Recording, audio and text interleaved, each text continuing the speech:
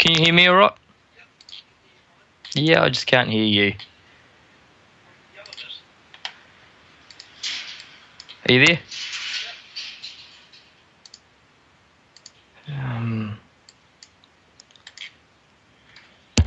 Have you muted your microphone?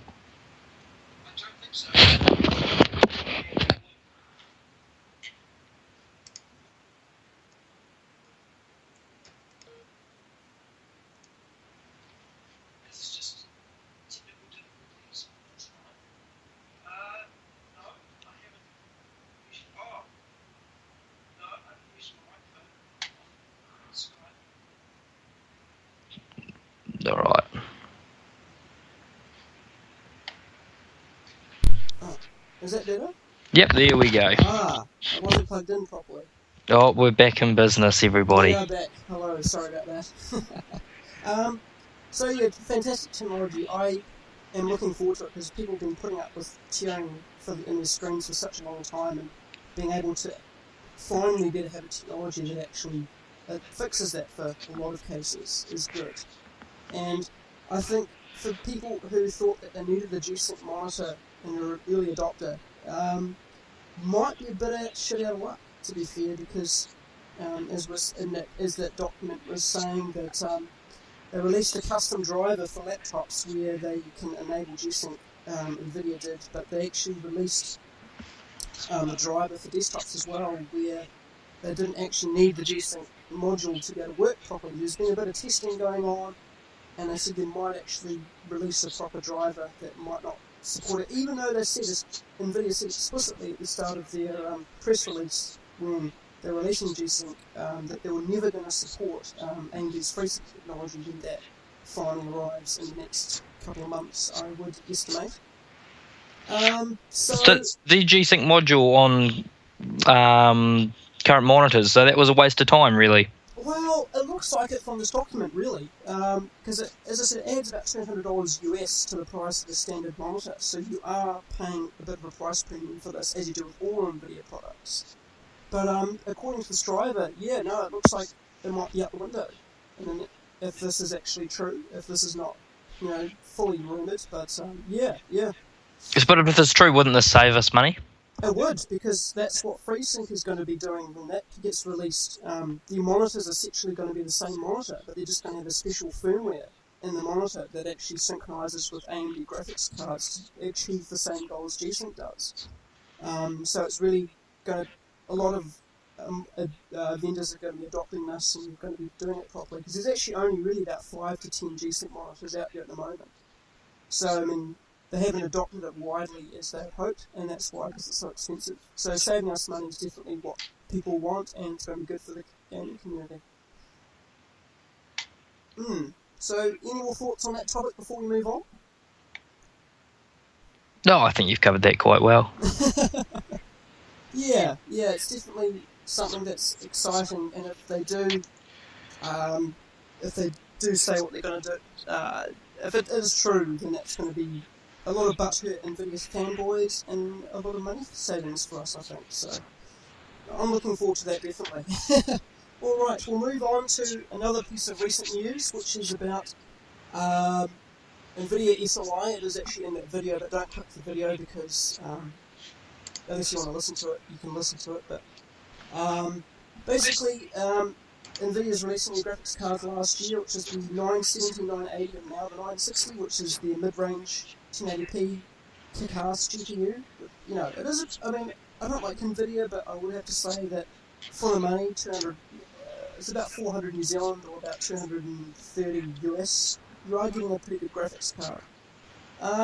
And you're going on about SLI, TechSlink's got Paul Hardware and Linus Tech Tips have done a video about how that card will go if you put two of them together. Amazing power consumption for those cards, Jono. I mean, you're looking at about 120 watts for one card. I mean, that's pretty crazy for something that, doesn't use much power and gets that much performance. 1080p 60 FPS is really what this card's aimed at. And you're getting reasonably good value for that kind of power consumption.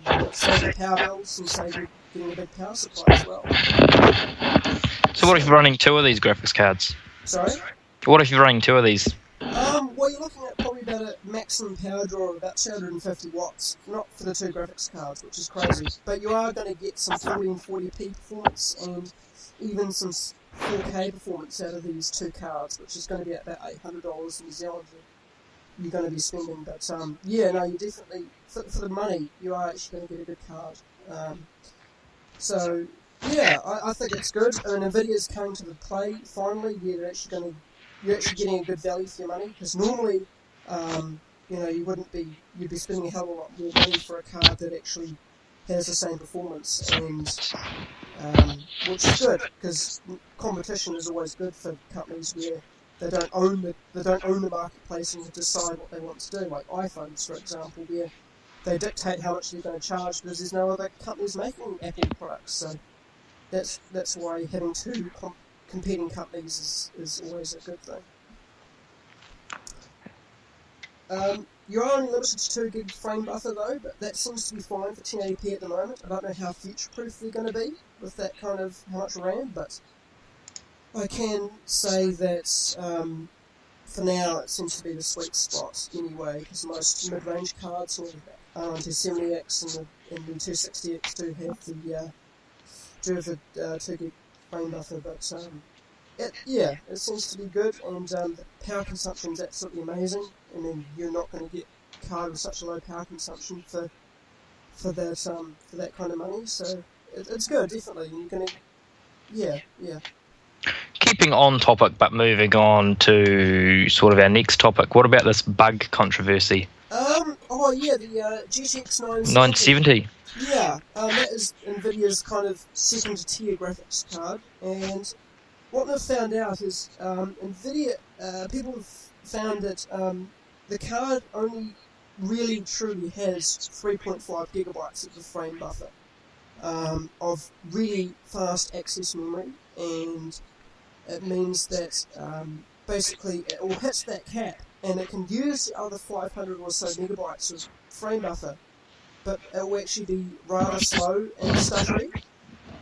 This happened because when they cut down the GTX 980, which is the top tier graphics card, and they reduced the amount of cores and the amount of the smaller bus width to the memory, basically it disallows to have actually a full 4 gigabytes of frame buffer in the fast memory area.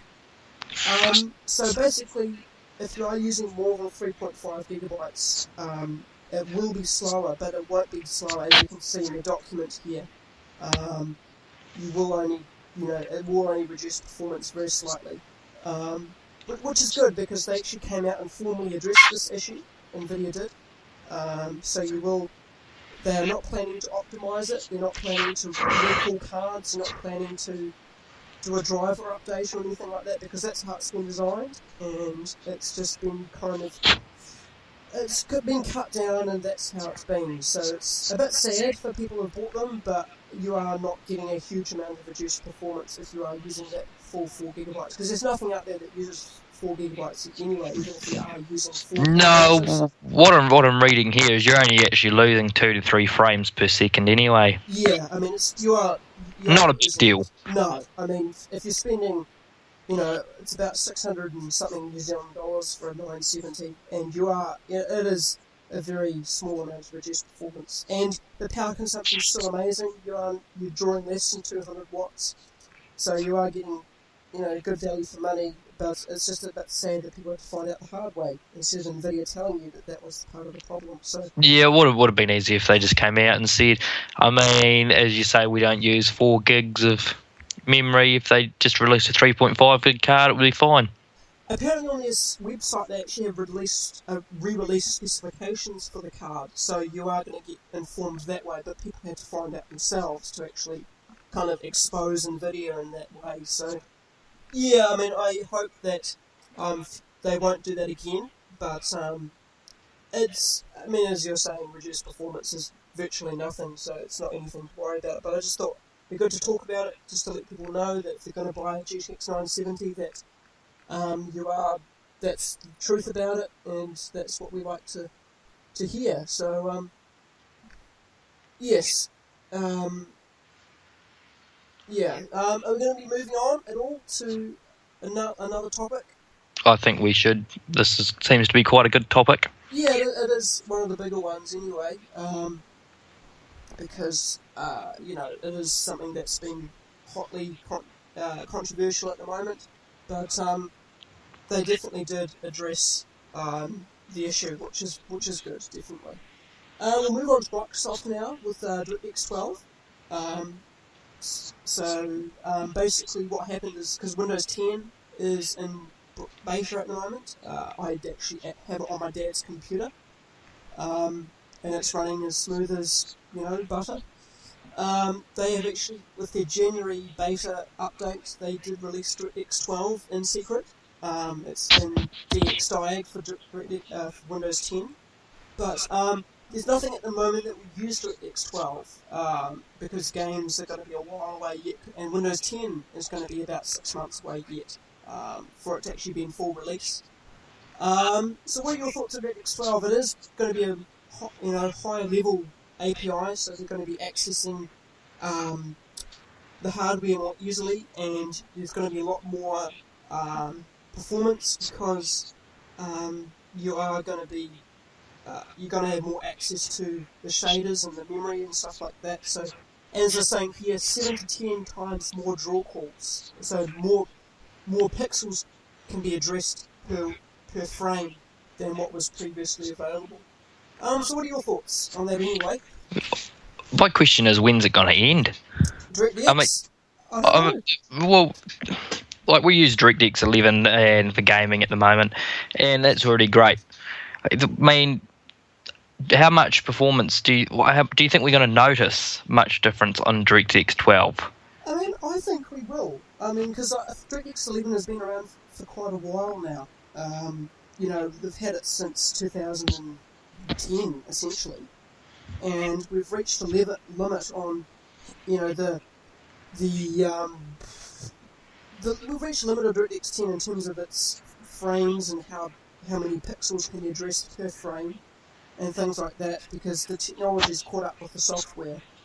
DirectX 12, I'm not sure we're going to see a huge performance, but I think down the road, once we create more beautiful games and have software that can utilise the lower level hardware access, I think it would be quite a performance increase. And kind of a bit of a side note on that, AMD with Mantle, which was their software API that they developed, where it basically has the same idea as DirectX 12, and it is supported in some games, Plants vs Zombies and Battlefield 4 and Dragon Age Inquisition supports Mantle, which is basically the same idea as Mantle, and it is open source, so Microsoft could have taken some of the code from AMD to utilise it in DirectX, but I don't know when it's going to end. I hope 13 would probably be the max, maybe, because I think they're going to have the hardware access, and I think if they develop, better hardware access, then that's going to be shaping further versions of DirectX. But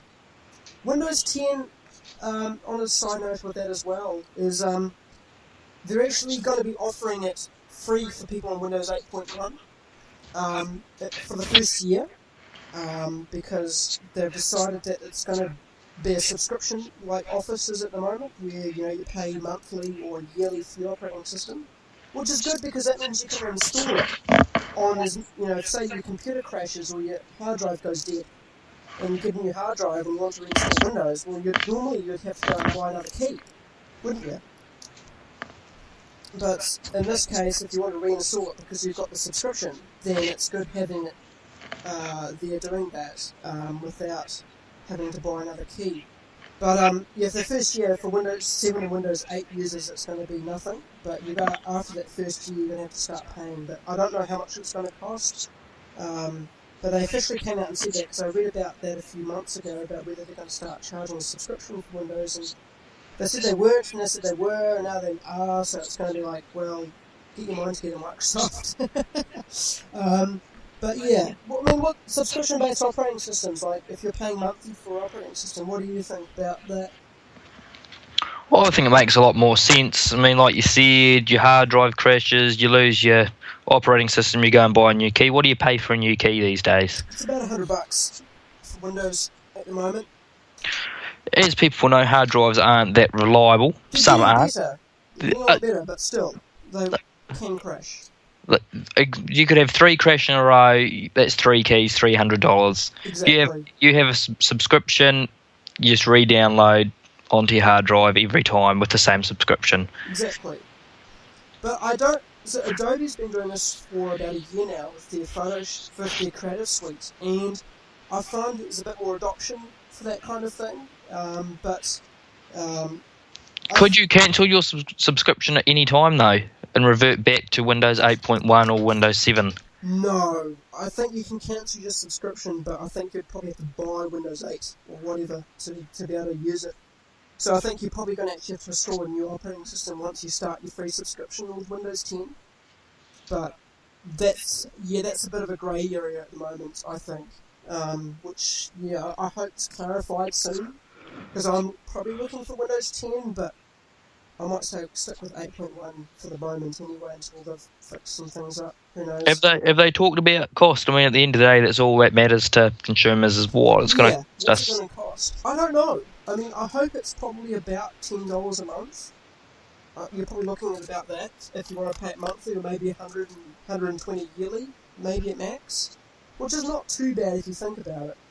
And the good thing about that is because they're going to charge a subscription for it, they're going to have more updates and they're going to develop it quicker because they're going to have more money towards fixing bugs and introducing new parts of the software to consumers. But I'm not sure. Maybe I will, maybe I won't. Who knows? Do you think this Microsoft releasing a subscription or suggesting it is just a ploy for them to make a lot more money?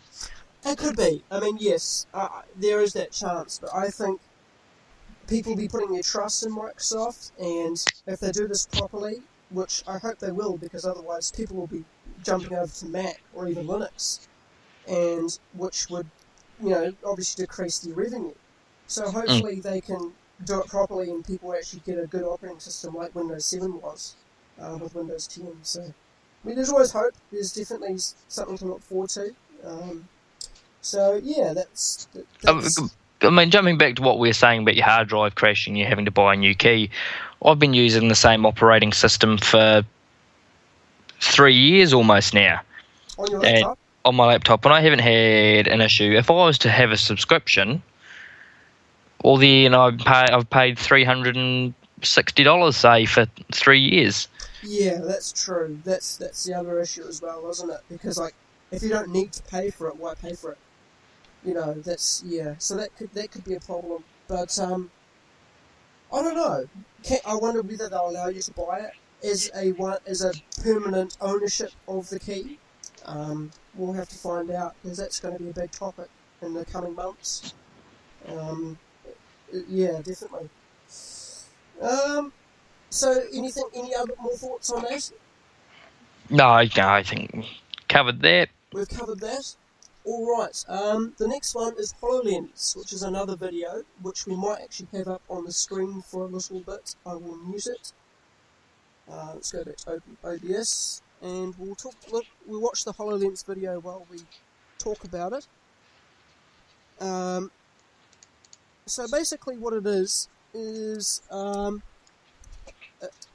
basically a virtual reality headset, kind of an Oculus, if you've used Oculus before, Jono? No, I haven't. Well, basically what it is 2 screens in your eyes which you can move around and you can interact with the scene. And if you're watching the video, what this is actually doing is projecting, a window onto your environment. So you can virtually see, products and games and things through this display. And I've actually heard stories that this thing is actually real. I was really not quite sure about how to feel, because I was like, this is too good to be true. But I've heard of a couple of big websites and tech websites out there, and they're saying that this is actually legitimate. It's crazy. I mean, somebody's playing Minecraft on his dining room table. I mean, that's just nuts. I mean, and projecting videos onto the wall for tutorials about how to fix a tap. I mean, wouldn't that be awesome? I mean, there's endless possibilities to this. What are you thinking? I'm thinking I'd love to see this video. Are you watching the video? No. Where can I? It's on the YouTube Microsoft on your Windows. It's actually in the document. If you're gonna go refer back to the document. There we go. So I'm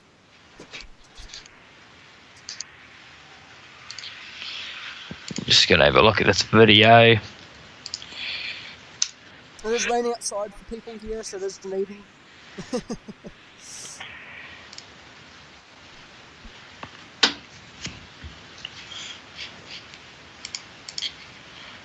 So that's the end of that. Yeah, just give it a watch and tell me what you think while you're watching it.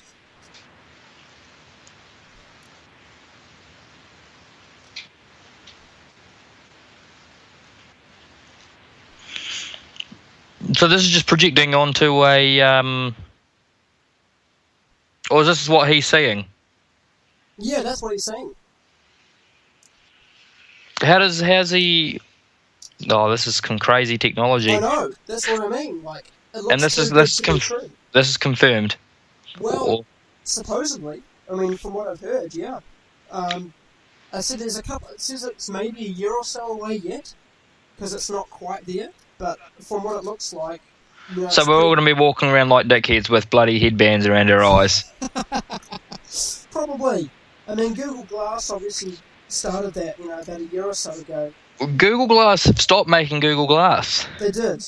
Yes. They actually did. Because they released it to the international market, I don't know how long ago now, but nobody really bought them. Why would you not buy Google Glass? I would personally buy Google Glass, but we never got the chance to here in New Zealand. No, New Zealand never got it. The software was not quite optimized, but it was pretty good. I mean, because actually there's a bit of a news story going around about them being banned in movie theaters and stuff. Well, that is true. Yes, they've got a recording camera. They do have a recording camera.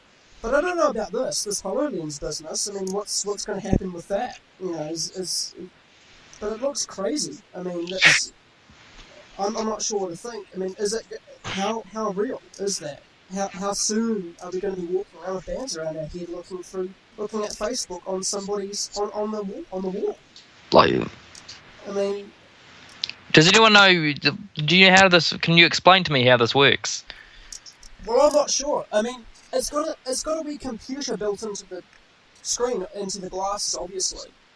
And they're looking to make that even faster. But it's basically rendering the image and actually using almost a projector like you'd have on, like they have in a movie theater, and they're projecting a hologram. So it's a hologram projector like that. Have you used a Nintendo 3DS before? No. Oh, because that was a big craze a couple of years back where Nintendo actually had a hologram screen, which is crazy as shit. I've never used one before, but oh my god. But that's similar to what it is. Except it's obviously a long throw projector where it actually can project the image quite a wee way away. And I don't know what the resolution is, I don't know how quickly it's going to render things and what's going to be compatible, but oh my god, I'm going to have to get myself a hold of one of those once they come out. Because that's just crazy. The possibilities are limitless. If you watch the video, basically, people are projecting, 3D models that they've done on the computer through this display onto the wall and editing the image. It's crazy. People playing Minecraft, people looking at Facebook, people using Skype, people using YouTube. It's crazy. So we could be doing a daily groceries with a HoloLens and project it onto some groceries. Oh, you could. At the supermarket. Can other people see that too, or? No, I don't think they will, because it will be part of how your glasses see the hologram, I assume. That's what it looks like to me. But yeah, no, I think it's this augmented reality, because it's meant to be like partially reality, partially kind of computerized, I guess you could call it, but it's not full virtual reality, which is basically all computerized stuff like the Oculus is. So yeah, it's really exciting tech, and it's a big topic. But Have they talked about a release date, rumored release date? Or well, it says on the video that it was released on January the 21st. That's the video, but nobody has idea when it's going to be released. They said about a year away yet. that's not a long time at all. No, it isn't, is it? I don't know what it's going to cost. Hopefully it's affordable. Because if it isn't, that's going to take a lot of people out of it. But yeah, hopefully it's affordable, definitely. What else Microsoft we're going to be talking about here? We've talked about DirectX, we've talked about HoloLens. Alright, we should talk about our good friends over at AMD. So we'll talk about the AMD R9 390X. You should have that over your tabs there. Yep. This is going to be the next generation of graphics card that is due in July of this year. And this is a rumoured benchmark from 3D Mark Firestrike, which is a very popular benchmark across the world where lots of people overclock their cards and put them up against the world. And it looks like it's going to have a score of about 8,000, which is pretty high. I mean, I think my card only does about 6,000 or 7,000, maybe 6 at best. So this is quite a bit faster. So it looks like about 30 or 40% faster than my card, which I got at R9 290 for people who do not know. And they've got a rumoured picture there as well about what the PCB would look like. It says it's going to have 4,000 cores, 4 gigabytes of RAM with the high bandwidth memory architecture, which is basically 3D NAND. So it's going to have, one RAM chip stacked on top of another RAM chip for really quick access. And they're looking about June, July for this setup, for this card, which I was originally going to be looking at purchasing, but I think I'm looking at an R9 295 X2 instead. But from what AMD have said, this is going to be really competitive and really well priced, as AMD stuff always is. And it says it's going to be about 30% faster than a GTX 980, which is NVIDIA's top card at the moment, which is you're looking at about $800 at the moment for one of those. So it should be cheaper and it should be faster. So what is your thoughts about this anyway? Is it going to be cheaper though? I mean, I'd say probably looking at probably about 800, 900 for one of these at launch anyway. They'll probably eventually get cheaper, but probably at 900 I'd say max for one of these. Because I know the 290X launched for 1,000, and that wasn't very competitive at the time. But I think 900 or 800 New Zealand would be kind of recommended for this. But yeah, it's looking about 40-50% faster and about 30% faster than a 980. So hopefully, NVIDIA said they're going to release the 980 Ti, which is the overclocked version of the 980, in the next month or so. Will that compete with AMD? It should do. That's what they're probably going to be waiting for the 390X to come out before they release that. Because what happened was the 290X was actually the fastest graphics card in the world for about a week, until the 780 Ti came out, which was last generation's fastest graphics card. And so hopefully AMD gets this out sooner than they think, because I think NVIDIA's getting all silly in the pants about releasing the 980 Ti, because they've probably got it sitting there waiting to get launched, but they're waiting to see how well this card performs before they release it, because they don't really want to be slower than AMD. Which is fine, I have no issues, but it looks interesting, definitely looks interesting. They said this might use a hybrid cooler, it might use a water cooler, built into the card like the 295X2 does. So it'll be keeping really cool. I don't know about the power consumption. They said maybe 300 watts for this, which is quite a bit more than a 980, but the 980 has got a really efficient architecture. AMD doesn't really focus on that a huge amount. But we'll wait and see. It looks exciting anyway, for AMD, because they've been struggling about the last couple of generations where they've been behind quite a bit, and they've lost about $300 million last quarter alone because of their sales. So hopefully they can come back and be as successful as they were, because I'm a bit of an AMD person myself. So hopefully they can come back and compete well.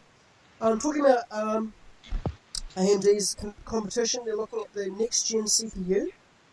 So if you click on that, it's basically going to be, because the FX series of CPUs are right out of date now. They came out in 2012, and even then they were slow. So AMD's going to be producing a brand new architecture, which is looking at x86 and ARM, which is based off what phones use for their architecture. But it's looking at joining both of those together, and going to be using that for their new CPUs. So hopefully they're going to be using the latest technology, going to be really quick, they're going to be using low power, and hopefully they can be competitive again. Because as I said, the FX stuff is dead. I mean, sure, if you're wanting a value gaming CPU and want it cheap and you want good performance that won't bottleneck your graphics card, that will be all good and well. But if you're looking for something latest technology, really good per core performance, Intel's still the way to go. And that. So, I mean, yeah, it's going to be good, because they said they're going to be using DDR4, hopefully, which is obviously what the Intel enthusiast graphics, what I'm on about, platform uses. And yeah, it should be quick. So, what are you going to say? Anything you want to say? Oh, I think we're in for some great competition here. I think we are. I mean, 2015 is going to be a really exciting year for technology, because AMD bringing their game back up, because they've just got a new CEO in. They've just fired a lot of people as well, so they're restructuring a lot. So hopefully this year they get their shit sorted, and they actually come back with a really good force behind them. Yeah. So I actually think 2016 is going to be the year for technology. 2016. I know we're just into 2015 now, but I'm already bringing up 2016. Yeah. AMD is going to compete with Intel. They're going to match. I reckon they'll come back, and then 2016 is going to be the year they clash. And who knows what we're going to have in 2016? Yeah, I mean, actually, I had a document, but I don't have it anymore. Where they are looking to release. They're already looking forward to 2016 with their 400 series of graphics cards. I do not have it at the moment. I can't track it down, but basically they're going to be looking at the second generation of their graphics cards being releasing this year on the new architecture. So yeah, as you're saying, 2016 could be even more of an exciting year, and AMD could go back to their former glory, which they were back in 2002, with their AMD dual-core processors, which were a lot faster than Intel back then. So they've actually brought back their chip designer that designed those original Athlon processors. So hopefully that this architecture they're going to be bringing up this year will be as good as what they were back then in terms of their competitiveness. So that would be really good. So actually talking about graphics cards, I actually have a wee note here in the document about 4K. So I don't actually have a document for this, but what are your thoughts about 4K? Have you actually seen anything or used anything 4K at the moment? I've seen one 4K video on a TV in store. What store was this? This was in Smith City. Oh, yep. My issue is, at the moment, 1080p was a big craze, full HD. Yeah. That was a big craze. But over here, we're such a small country. We haven't even caught up to full HD yet. For people who, if you're listening overseas, most of our TV programs are still in standard definition over here. Well, I think most of it's in 720p, if that. But yes, there is a lot of stuff in standard definition, even on Sky. Yeah, even on Sky. We don't run a lot through full high definition here. And you can buy a 4K TV over here for about $4,000 now. Yeah, I've seen one for about $2,000, which was a cheap model, but it was still a 4K TV. But yeah, this linking with 4K and AMD and Intel and NVidia, they're making all the software that we're using that's capable of so much, but the developers out there making games and all that, they need to keep up too. Yes. The first actually official game that's going to be properly utilising 4K is, guess what? Have a think about what the first official game is going to be using 4K. It's going to be released this year in about a couple of months. You've played it on your PS4. I'm pretty sure you have. Well, you did own it, actually, I think. I don't know. GTA 5 is going to be the first game that's going to be using 4K properly. GTA 5 or GT 5? GTA 5. Yeah, Gran Turismo's on the PC. But yeah, no, it's going to be the first game properly utilising 4K. I mean, but they've already released the PS4 version for GTA 5. Yes, the PC version's not coming until March now. So they're releasing a 4K PC version. Yes, they will. That's exciting. That's going to be cool because GTA 5 already looks beautiful. I mean, that was a very incredible game for anyone that plays GTA 5, and we had to wait almost an extra year for that game. For that game to be released. It was an incredible game. I never actually got the opportunity to play it properly. I mean, I did a little bit on the Xbox 360 and a little bit on his PS4, but I never actually dived into the story and had a look about what it actually is. But from what I've seen, from what I've heard, I'm gonna definitely get it on the PC. I think because it's worth waiting for. My only complaint about it was that the storyline was too short. As in every Grand Theft Auto, you can finish it in a day. Yeah. If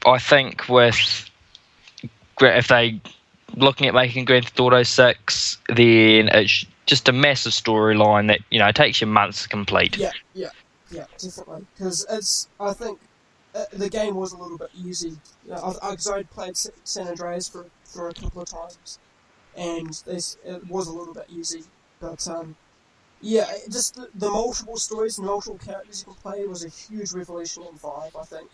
Yeah, definitely. So 4K gaming.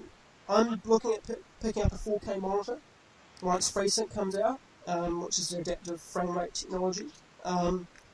So that will be my next purchase after my graphics card, and I probably should report back once I have it to see what it looks like, because I mean, Windows 8 isn't fully optimized for it yet, because their scaling is not very good at the moment, but Windows 10 looks like it's going to start getting a lot better. Hello? Yep. Sorry. Yeah.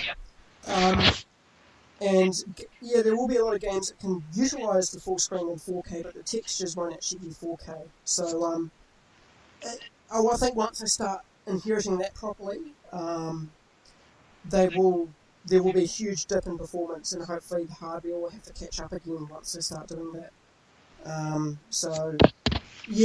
What about 8K? I've heard rumours that over in Japan they've already developed 8K TVs. Yes, at CES, which was their technology show that happened around the start of January, had some 8K TVs. They were, why?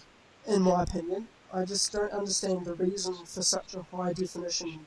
Are you really going to be steering this close to the TV? I mean, you're going to be looking at it, from inches away. You're going to be able to see people's bloody microscopic hairs on their body before long. You can with 4K. I mean, I remember seeing a video on here, somebody rendered a 4K video, and you could actually see, they look like they had shaved, but they hadn't.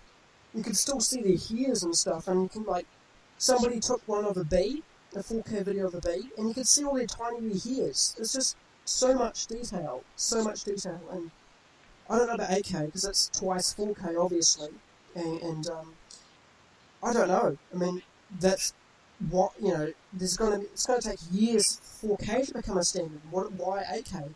That's just... they're just moving too quick. They are, indeed. Yeah. And it's all going to... I think moving this fast with all technology, I mean, yearly we have updated technology, and it's hard on the consumer to keep up, but each year they just keep releasing more and more and more. Eventually, you're not going to be able to keep up, and people are just going to be like, stuff it, I'm not buying anymore, and it's all going to crash. I predicting a crash within the next 10 years.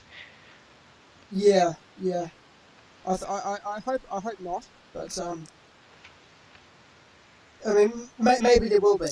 Who knows? Because gaming is already kind of, with, you know, what's happened around Assassin's Creed and Far Cry 4 and, you know, Watch Dogs last year about, you know, how they're lying to consumers, you know, has kind of had a bit of a shake-up. But I don't know about the collapse, but hopefully there isn't. But who knows at this stage, who knows.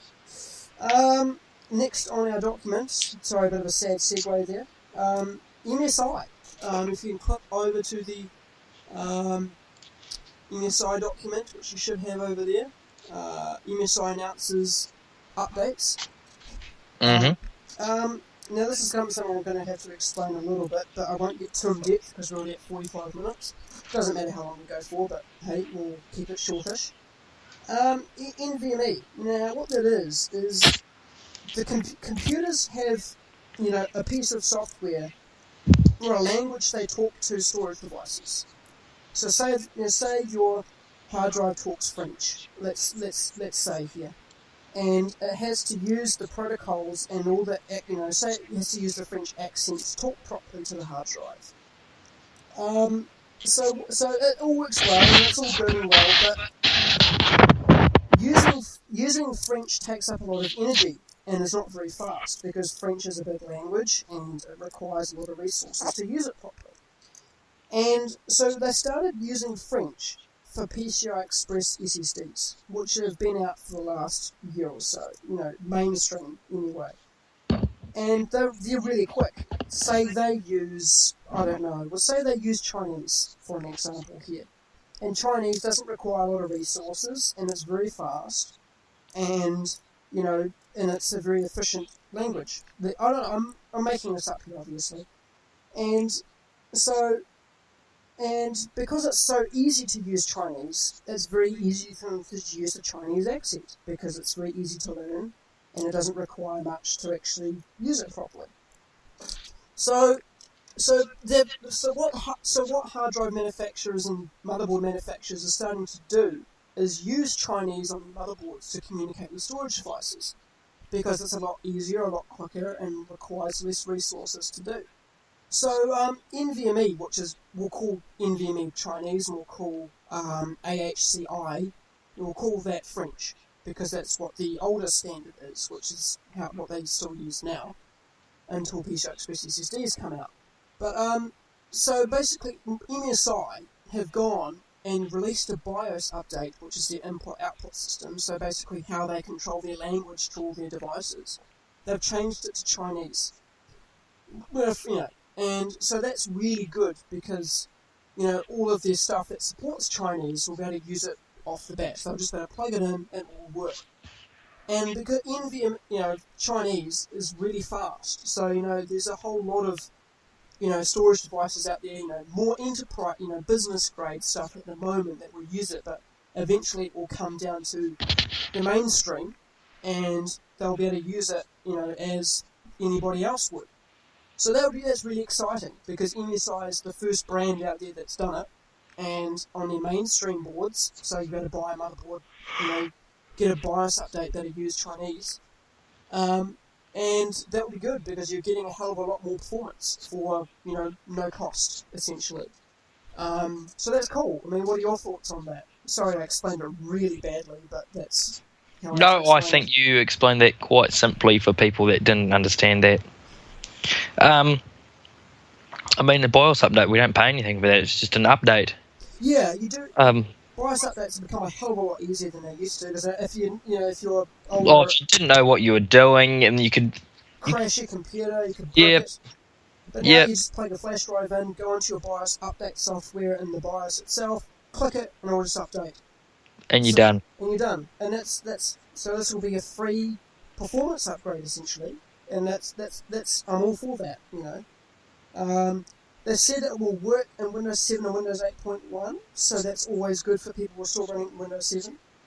But as I say, consumer-oriented devices that use Chinese or this NVMe technology are still not there, but they will be soon. Hopefully they will be soon.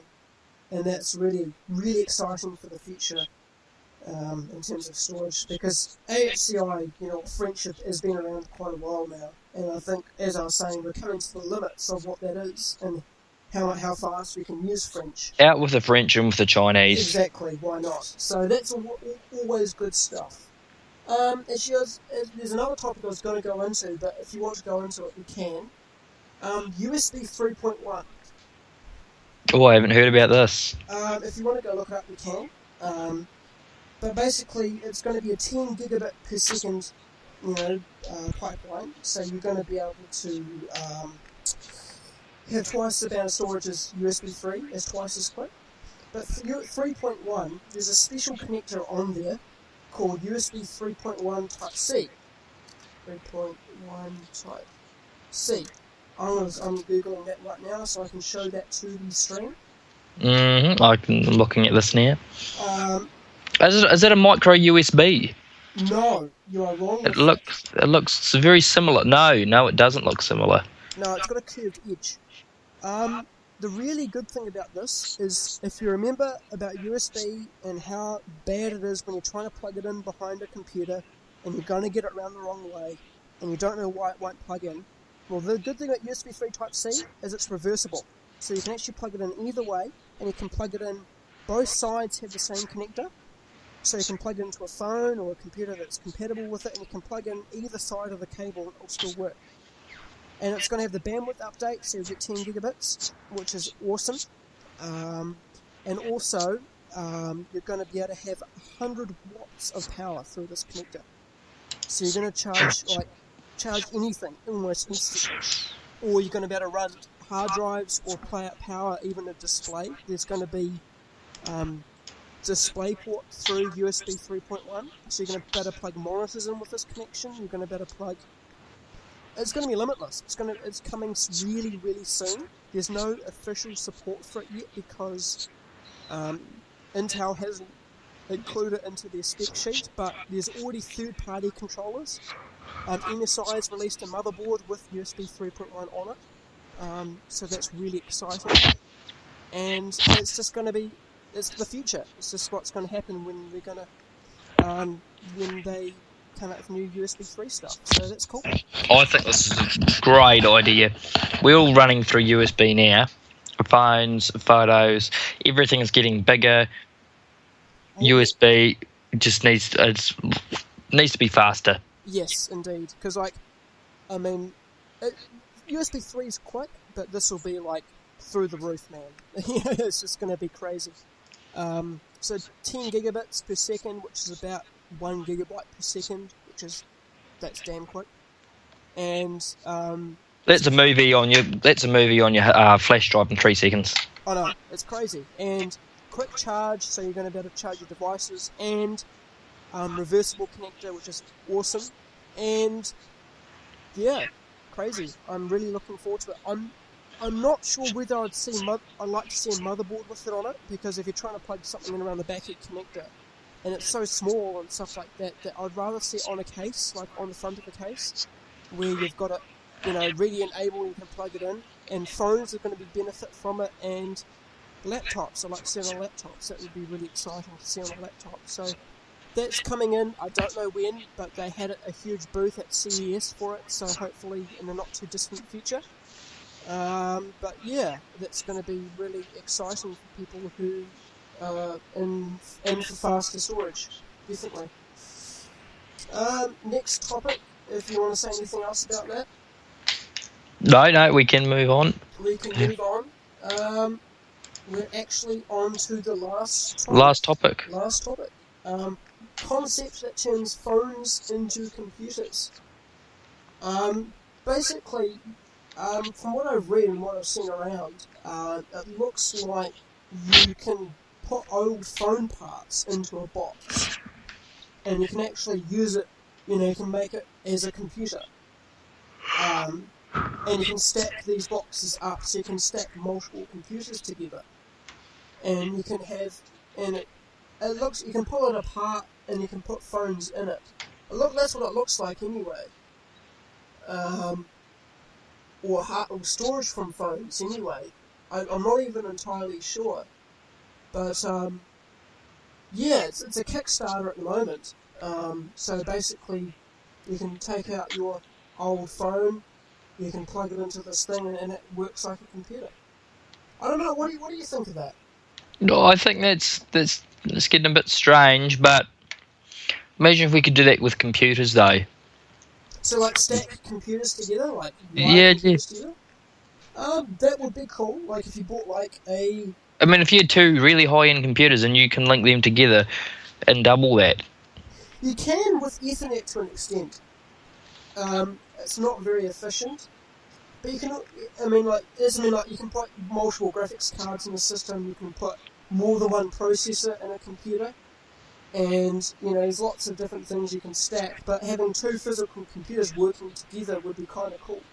I haven't really read into that, but it's made by a Finnish company, which is interesting. I didn't think they would be into that sort of thing, but that's kind of cool. I don't know. It looks kind of. You can stack them. It's hopefully maybe would come soon. Hopefully they'll be out, but I'm not sure. It's called a puzzle cluster. It looks like a puzzle PC. It says it is. Puzzle phone. So I don't know. It looks kind of interesting. I don't know. Yeah, I don't know what the uses would be for it. I mean, phones are getting faster, but yeah, it's just a bit of a strange thing. I don't know. I think we'll have to keep our eyes and ears open. Yeah, I think we will, because I don't know how it's going to work, and it's a really good idea. But we will move on to Intel, because I did miss out on an Intel topic. There should be an Intel tab up the top there. Which is going to be the new CPUs. I actually read this last night. But basically, if you scroll down to the timeline, have you got it there? No, I'm missing. It should be in the document there. Right. No, where are we looking here? What topic are we under here? The third topic, which is next-gen CPU offer huge competition to Intel, under 4K. Okay, so I must have that tab open. Yep. Here we go. So this is Intel's new offering, which is going to be the new Skylake CPUs are going to be more for what would they call it? More for the mobile side of processing, and more for laptops and tablets and things like that. So they are looking at mobile DDR4 for these things. So that's really kind of cool. They're looking at a 35 watt power consumption for the lower end models and a 65 watt for the higher end models. So that's quite small, really. That's kind of really small power consumption. As I say, these are due probably Q3 of this year, so they're not too far away. And they're going to be really efficient. They're going to support native SATA Express, native. What else are they going to be supporting? They're going to be with current chipsets, so you won't have to buy a new motherboard to be able to fit them. But laptops the processors are soldered onto the motherboard anyway, so you can't change them. But yeah, they look kind of cool. I mean, hopefully mobile computing actually gets quicker and tablets are more viable as a computer option. Moving on to Broadwell, which is their new the enthusiast platform, what you'd put on a desktop. That's coming Q2 of this year, which is going to be compatible with the Z97 motherboards, I think. Yeah, it will be. Yes, it will be. So you don't need to upgrade, but there's not going to be much different apart from more native support for stuff that's around already. So that's going to be in the Intel spec, which is good. I mean, faster storage and more instructions is always good. But there's not. I wouldn't recommend upgrading unless you're looking for a really power efficient CPU. But at the moment, Skylake is probably where it's going to be at with their next gen K parts, which is the Skylake S, which is going to be on the new socket 1151. So you are going to have to buy a new motherboard for that, but you are going to have a lot more support, higher overclocking, Thunderbolt 3, which is going to have 40 gigabits per second, or about 5 or 6 gigabytes per second through that pipeline. Damn quick.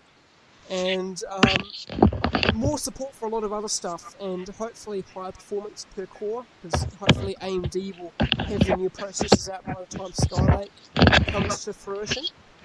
But 65 watt TDP for the unlocked versions of the Skylake parts, so hopefully better overclocking, because it's going to consume less power. So yeah, I hopefully to see whether this comes out with Intel, AMD, whether that competes well. So what are your thoughts on our last topic here? I think it's all very exciting stuff, to be honest. Yeah. Yep. We're just in for like you said earlier, we're just in for a good year. Not only the, for the greenies out there, power saving as well is what you're talking about. Low power consumption. That's not a big problem for me. If you want to use a bit of power, use a bit of power. Yep. But if you want to save power, then save power, and that's what they're proposing to do. Yeah, because as I was saying about these new GTX 900 series graphics cards, the highest end model uses 200 watts. That's just nuts. That's never been heard of. And they haven't even changed their node. They haven't even gone down to a smaller process node, so it's just a refinement of the current architecture. It's crazy. Because my card uses about 300, and I've got the near top of the line AMD R1990. So it's nuts. It really is crazy about this new power consumption stuff. And so hopefully it is true, and hopefully we are going to be seeing some really power efficient stuff this year. And bring on the rest of it, and bring on 2016, as you're saying. Yep, bring it all on. Alright, so that is pretty much the end, unless you've got anything you want to share? No, nothing, no news to share at the moment until next time. So that is us, the Hardware Diversity Discussion with H.D.D show. It is Brett Taggart and John Scott. And hopefully I should be bringing a regular video to you at least once a week, either be a stream or I'll make a video, depends on what I've got time for. Streaming seems to be easier now that I've actually got it sorted. Let me know if this actually wasn't working and we can adjust a few settings, because this is a very test run, a very first run, so I did some testing a few days ago and it seemed to work fine, but if this is not working, let us know. Thank you, Jono, for coming along. Great fun having you here, and it's definitely been a lot easier talking to somebody instead of talking to myself. Oh, it's been good to learn. I'm new to all of this, so it's just starting out and learning a lot more about things. Yeah, definitely. Hopefully we can have you along in a future show. Definitely, because it would be fun to be able to have more people on. And there should be a video, I think, next week with my friend Connor. I think he's going to come on the stream, and we'll have Jono the time after it, I think. That sounds good. Yep, definitely. And we will catch you next time. Thank you very much. And see you in the next one. Not a problem. Tēnā koutou.